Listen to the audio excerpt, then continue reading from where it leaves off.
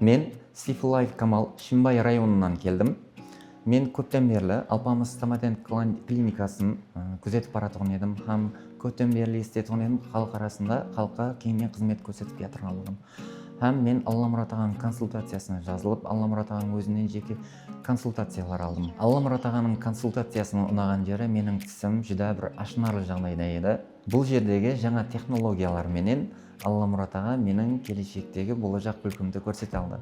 Расын айтсам, мен алдынлары күлуге қатты ұялатқан едім, қысынатқан едім, аузымда әрдайым басып күлеткен едім. Бірақ қазірде кеуілім тоқ, разыман, рахмет, мың алғыс. Операциядан кейін мен қатты қорқып едім, ауру бола ма деп, бірақ ешқандай ауру сезбедім. Операция дауамында да ешқандай ауру сезбедім.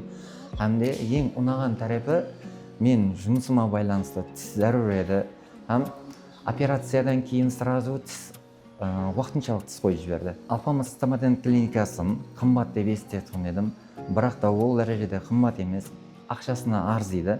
Һәм бұл жерде главный ең бірінші орында тұратын зат бұл качество есептелінеді екен. Мен Алпамыс стоматент клиникасына өз алғысымды білдіріп қаламын.